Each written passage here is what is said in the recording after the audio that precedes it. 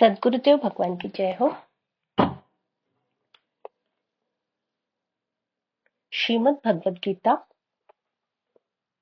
पंचम स्कंद 14वां अध्याय भावाटवी का स्पष्टीकरण।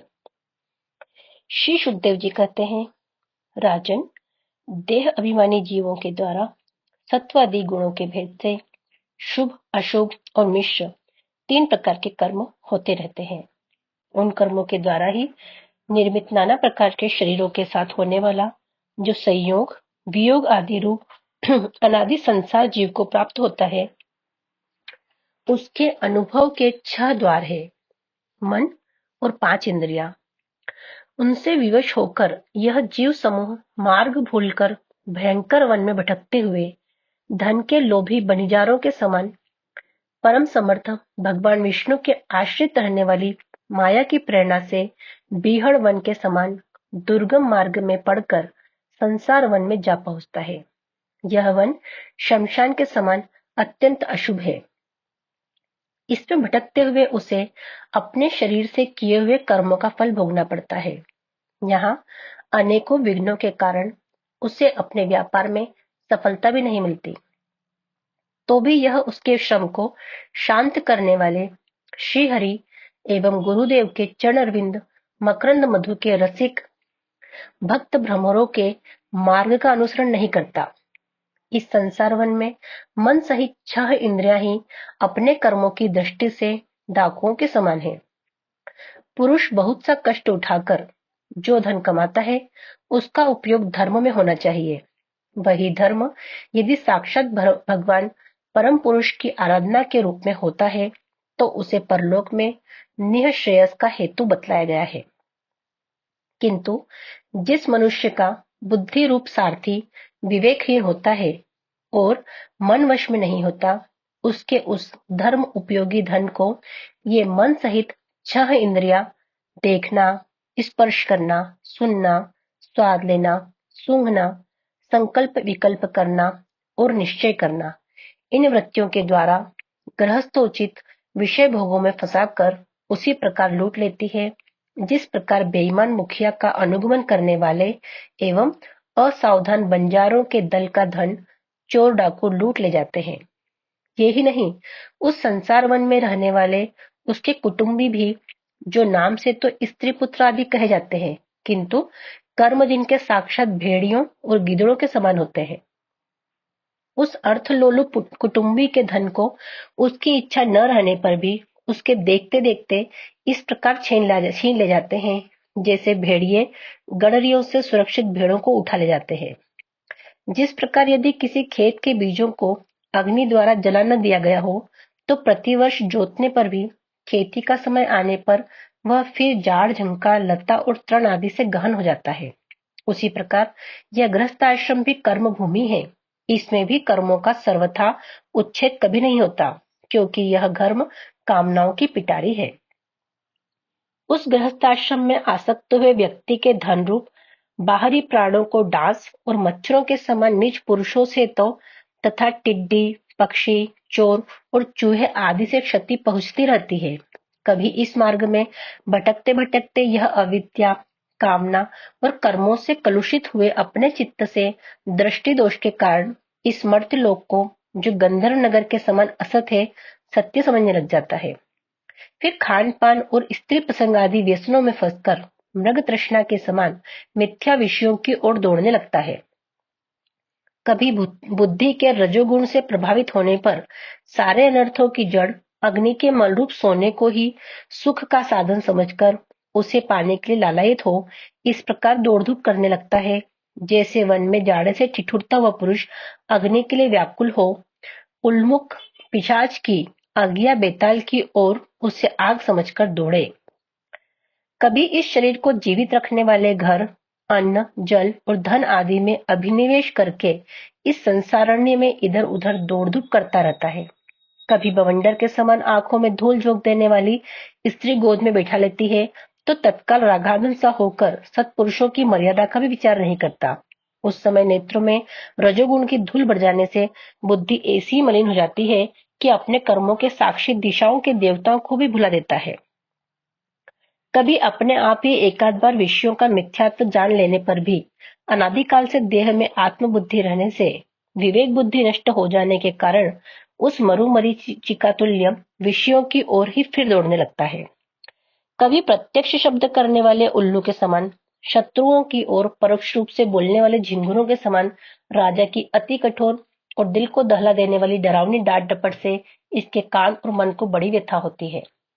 पूर्व पुण्य क्षीण हो जाने पर यह जीवित ही मुर्दे के समान हो जाता है और जो कारस्कर एवं काकतुंड आदि जहरीले फलों वाले पाप वृक्षों इस प्रकार की दूषित लताओं और विषैले कुओं के समान है तथा जिनका धन उस लोक और परलोक दोनों के ही काम में नहीं आता और जो जीते हुए मुर्दे के समान है, उन कृपण पुरुषों का आश्रय लेता है। कभी असत पुरुषों के संग से बुद्धि बिगड़ जाने के कारण सूखी नदी में गिरकर दुखी होने के समान इस लोक और परलोक में दुख देने वाले पाखंड में फंस जाता है। जब दूसरों को सताने से उसे अन्न भी नहीं मिलता, तब वह अपने सगे पिता पुत्रों को अथवा पिता या पुत्र आदि का एक तिनका भी जिनके पास देखता है, उनको फाड़ खाने के लिए तैयार हो जाता है। कभी दावानल के समान प्रिय विषयों से शून्य एवं परिणाम में दुखमय घर में पहुंचता है, तो वहां इष्टजनों के वियोग आदि से उसके शोक की आग भड़क उठती है। उससे संतप्त होकर वह बहुत ही खिन्न होने लगता है। कभी काल के समान भयंकर राजकुल रूप राक्षस इसके परम प्रिय धन रूप प्राणों को हर लेते हैं, तो यह मरे हुए के समान निर्जीव हो जाता है। कभी मनोरथ के पदार्थों के समान अत्यंत असत पिता पितामह आदि संबंधों को सत्य समझकर उनके सहवास से स्वप्न के समान क्षणिक सुख का अनुभव करता है। गृहस्थ आश्रम के लिए जिस कर्म विधि का महान विस्तार किया गया है, उसका अनुष्ठान किसी पर्वत की कड़ी चढ़ाई के समान ही है। लोगों को उस और प्रवृत्त देखकर उनकी देखा देखी जब यह भी उसे पूरा करने का प्रयत्न करता है, तब तरह तरह की कठिनाइयों से क्लेशित होकर कांटे और कंकड़ों से भरी भूमि में पहुंचे हुए व्यक्ति के समान दुखी हो जाता है। कभी पेट की असह्य ज्वाला से अधीर होकर अपने कुटुंब पर ही बिगड़ने लगता है। फिर जब निद्रा रूप अजगर के साथ चंगुल में फंस जाता है, तब अज्ञान रूप घोर अंधकार में डूबकर सूने वन में फेंके हुए मुर्दे के समान सोया पड़ा रहता है। उस समय इसे किसी बात की सुधि नहीं रहती। कभी दुर्जन रूप काटने वाले जीव इतना काटते तिरस्कार करते हैं कि इसके गर्व रूप दांत जिनसे यह दूसरों काटता था टूट जाते हैं। तब इसे अशांति के कारण नींद भी नहीं आती तथा मर्म वेदना के कारण क्षण क्षण में विवेक शक्ति क्षीण होते रहने से अंत में अंधे की भांति यह नरक रूप अंधे कुएं में जा गिरता है। कभी विषय सुख स्वरूप मधुकणों को ढूंढते ढूंढते जब यह लुक छिपकर पर स्त्री या पर धन को उड़ाना चाहता है, तब उनके स्वामी या राजा के हाथ से मारा जाकर ऐसे नरक में जा गिरता है जिसका ओर छोर नहीं है।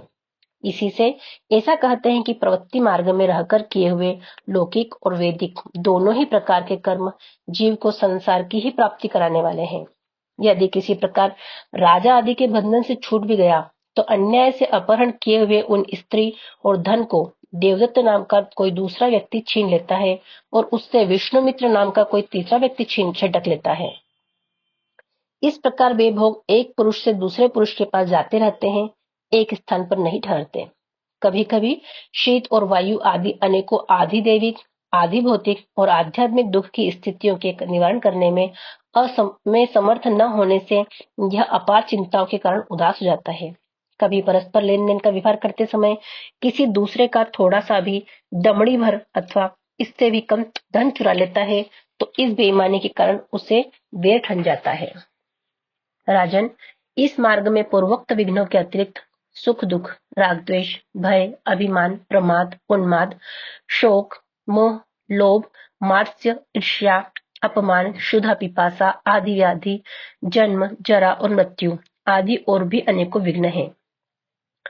इस विघ्न बहुल मार्ग में इस प्रकार भटकता हुआ यह जीव किसी समय देव माया रूपिणी स्त्री के बाहुपाश में पड़कर विवेकहीन हो जाता है। तब उसी के लिए विहार भवन आदि बनवाने की चिंता में ग्रस्त रहता है तथा उसी के आश्रित रहने वाले पुत्र पुत्री और अन्य स्त्रियों के मीठे मीठे बोल, चितवन और चेष्टाओं में आसक्त होकर उन्हीं में चित्त फंस जाने से वह इंद्रियों का दास अपार अंधकारमय नरकों में गिरता है। कालचक्र साक्षात भगवान विष्णु का आयुध है। वह परमाणु से लेकर द्विपराद पर्यंत क्षण, घटी आदि अवयवों से युक्त है। वह निरंतर सावधान रहकर घूमता रहता है। जल्दी जल्दी बदलने वाली बाल्य, यौवन आदि अवस्थाएं ही उसका वेग है। उसके द्वारा वह ब्रह्मा से लेकर शुद्र अति शुद्र तृण पर्यंत सभी भूतों का निरंतर संहार करता रहता है। कोई भी उसकी गति में बाधा नहीं डाल सकता। उससे भय मानकर भी जिनका यह कालचक्र निज आयुध है, उन साक्षात भगवान यज्ञ पुरुष की आराधना छोड़कर यह मंदमती मनुष्य पाखंडियों के चक्कर में उनके कंक, गिद्ध, बगुला और बटेर के समान आदि शास्त्र बहिष्कृत देवताओं का आश्रय लेता है। जिनका केवल वेद बाह्य अप्रामाणिक आगमों से ने ही उल्लेख किया है, ये पाखंडी तो स्वयं ही धोखे में है। जब यह भी उनकी ठगाई में आकर दुखी होता है, तब ब्राह्मणों की शरण लेता है। किंतु उपनयन संस्कार के अनंतर श्रोत कर्मों से भगवान यज्ञ पुरुष की आराधना करना आदि जो उनका शास्त्रोक्त आचार है, वह इसे अच्छा नहीं लगता। इसलिए वेदोक्त आचार के अनुकूल अपने में शुद्धि न होने के कारण यह कर्म शून्य शूद्र कुल में प्रवेश करता है, जिसका स्वभाव वानरों के समान केवल कुटुंब पोषण और स्त्री सेवन करना ही है। वहां बिना रोक टोक स्वच्छंद विहार करने से इसकी बुद्धि अत्यंत दीन हो जाती है और एक दूसरे का मुख देखना आदि विषय भोगों में फंसकर इसे अपने मृत्यु काल का भी स्मरण नहीं रहता। वृक्षों के समान जिनका लौकिक सुखी फल है, उन घरों में ही सुख मानकर वानरों की भांति स्त्री पुत्र आदि में आसक्त होकर यह सारा समय मैथुन आदि विषय भोगों में ही बिता देता है। इस प्रकार प्रवृत्ति मार्ग में पड़कर सुख दुख भोगता हुआ यह जीव रोग रूपी गिरी गुहा में फंसकर उसमें रहने वाले मृत्यु रूप हाथी से डरता रहता है। कभी कभी शीत वायु आदि अनेक प्रकार के आदि दैविक, आदि भौतिक और आध्यात्मिक दुखों की निवृत्ति करने में जब असफल हो जाता है, तब उस समय अपार विषयों की चिंता से यह खिन्न होता है। कभी आपस में क्रय विक्रय आदि व्यापार करने पर बहुत कंजूसी करने से इसे थोड़ा सा धन हाथ लग जाता है। कभी धन नष्ट हो जाने से जब इसके पास सोने, बेचने और खाने आदि की भी कोई सामग्री नहीं रहती, तब अपने अविष्ट भोग न मिलने से यह उन्हें चोरी आदि बुरे उपायों से पाने का निश्चय करता है। इससे इसे जहां तहां दूसरों के हाथ से बहुत अपमानित होना पड़ता है।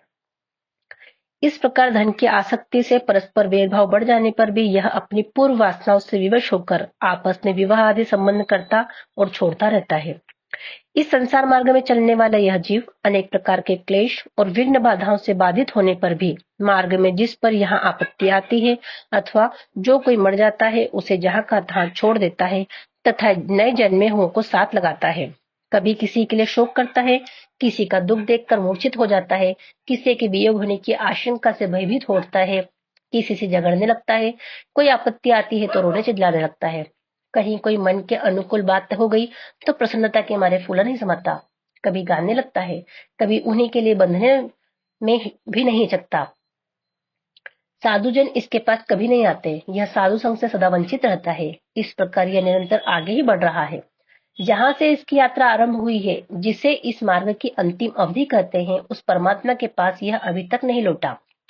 परमात्मा परमात्मा तक जो योग शास्त्र की भी गति नहीं है, जिन्होंने सब प्रकार के दंड शासन का त्याग कर दिया है, वे निवृत्ति परायण संयत आत्मा मुनिजन ही उसे प्राप्त कर पाते हैं।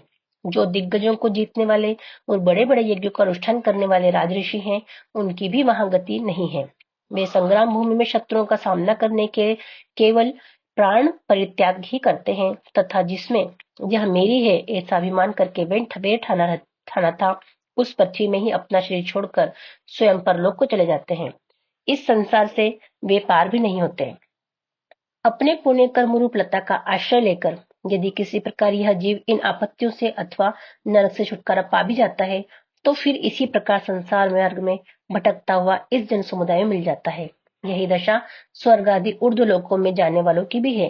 राजन, राजऋषि भरत के विषय में पंडित जन ऐसा कहते हैं, जैसे गरुड़ जी की होड़ कोई मक्खी नहीं कर सकती, उसी प्रकार राजऋषि महात्मा भरत के मार्ग का कोई अन्य राजा मन से भी अनुसरण नहीं कर सकता। उन्होंने पुण्य कीर्ति श्री हरि में अनुरक्त होकर अति मनोरम स्त्री, पुत्र, मित्र और राज्य आदि को युवावस्था में ही विष्ठा के समान त्याग दिया था। दूसरों के लिए तो इन्हें त्यागना बहुत ही कठिन है। उन्होंने अति दुस्तज्य पृथ्वी, पुत्र, स्वजन, संपत्ति और स्त्री की तथा जिसके लिए बड़े बड़े देवता भी लालयित रहते हैं, किंतु जो स्वयं उनकी दया दृष्टि के लिए उन पर दृष्टिपात करती रहती थी, उस लक्ष्मी की भी लेश मात्र इच्छा नहीं की। यह सब उनके लिए उचित ही था, क्योंकि जिन महानुभावों का चित्त भगवान मधुसूदन की सेवा में अनुरक्त हो गया है, उनकी दृष्टि में मोक्ष पद भी अत्यंत तुच्छ है। उन्होंने मृग शरीर छोड़ने की इच्छा होने पर उच्च स्वर से कहा था कि धर्म की रक्षा करने वाले, धर्म अनुष्ठान में निपुण, योग गम्य, सांख्य के प्रतिपाद्य, प्रकृति के अधीश्वर, यज्ञ मूर्ति सर्वंतर्यामी श्री हरि को नमस्कार है। राजन, राज ऋषि भरत के पवित्र गुण और कर्मों की भक्तजन भी प्रशंसा करते हैं। उनका यह चरित्र बड़ा कल्याणकारी, आयु और धन की वृद्धि करने वाला, लोक में सुयश बढ़ाने वाला और अंत में स्वर्ग तथा मोक्ष की प्राप्ति कराने वाला है।